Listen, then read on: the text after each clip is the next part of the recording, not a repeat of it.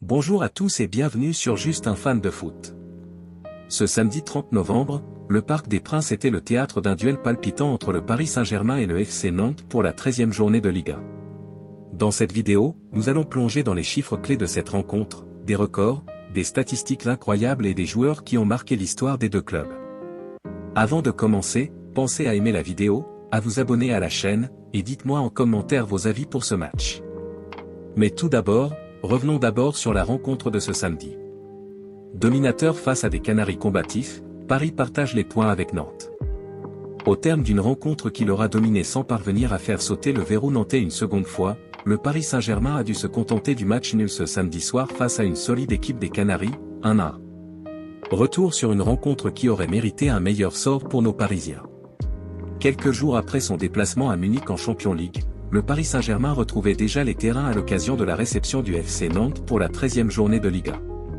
Et pour tenter de faire tomber des jaunes et verts à la composition très défensive, Luis Enrique alignait une charnière centrale composée de son capitaine Marquinhos, auteur de son 300e match de championnat avec Paris, et de William Pacho.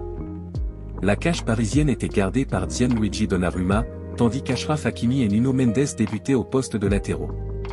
Vitinha, João Neves, Fabien Ruiz occupaient quant à eux l'entrejeu. En attaque, Lee et Bradley Barcola occupaient les ailes en soutien de Gonçalo Ramos, de retour dans le 11 parisien. La rencontre démarrait sur les chapeaux de roue dans un Parc des Princes remonté à bloc malgré un froid glacial.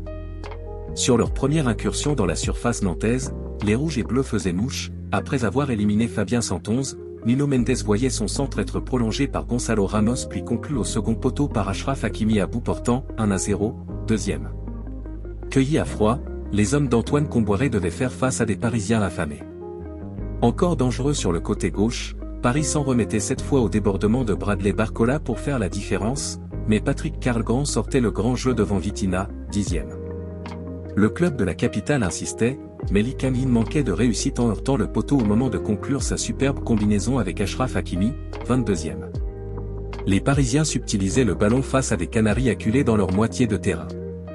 Les visiteurs n'avaient alors pas d'autre choix que d'espérer un exploit individuel pour revenir dans la partie, et dans ce domaine c'est Mathieu Ablin qui se distinguait en parvenant à égaliser d'un tir du pied gauche au terme d'une course de 40 mètres, 1-1, 38e.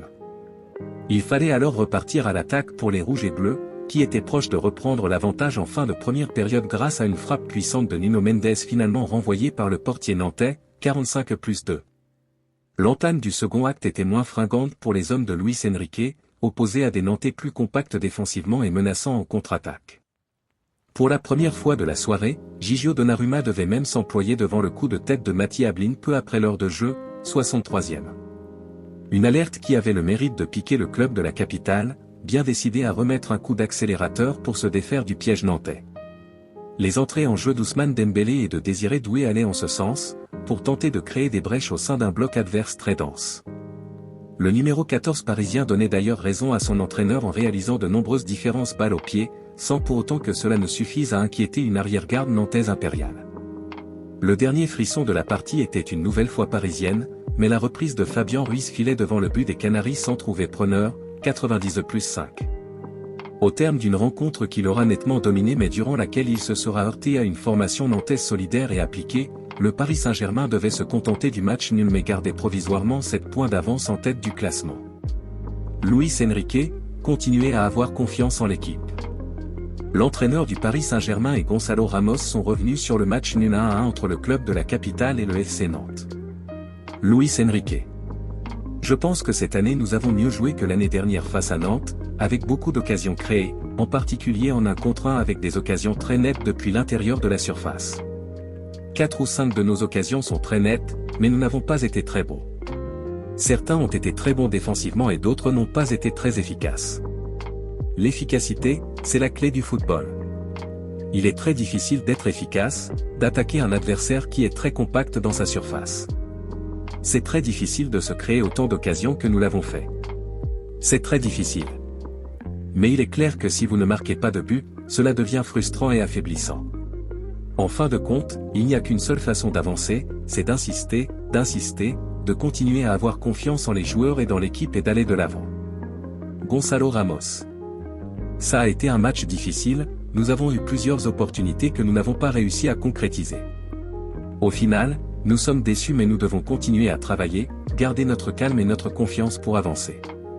Nous sommes capables de travailler dur, avec beaucoup d'envie.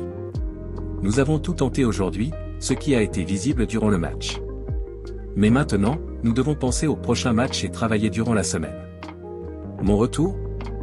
Oui, c'est une très bonne nouvelle.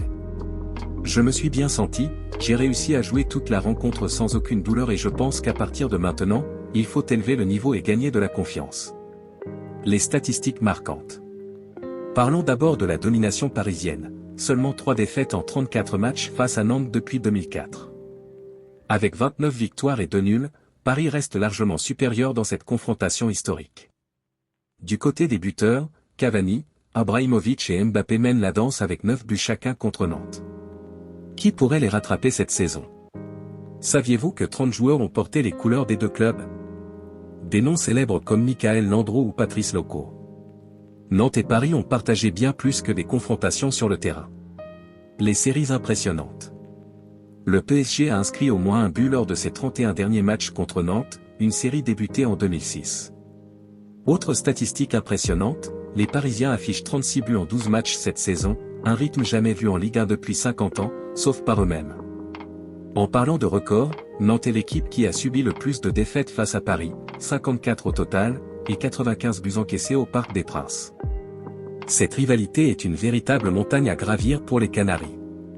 Et ce samedi était la 108e rencontre entre les deux clubs. Seuls Monaco, Bordeaux et Lyon ont affronté le PSG plus souvent dans l'histoire. Enfin, un événement marquant et historique s'est produit car, le capitaine Marquinhos disputait son 300e match de Ligue 1 avec Paris. Une belle manière de célébrer son engagement envers le club de la capitale. Voilà pour les chiffres clés avant ce grand match. Les Rouges et Bleus retrouveront la Ligue 1 vendredi prochain sur le terrain de l'AJ Auxerre, 21 h, à l'occasion de la 14e journée du championnat. Pensez-vous que les joueurs parisiens renoueront avec la victoire face aux Bourguignons? Faites-le moi savoir en commentaire. Car s'ils ne gagnent pas, la grogne des supporters parisiens risque de faire du bruit. Si cette vidéo vous a plu, n'oubliez pas de l'aimer, de vous abonner à Juste un fan de foot, et d'activer la cloche pour ne rien manquer. Merci à tous, et à très bientôt.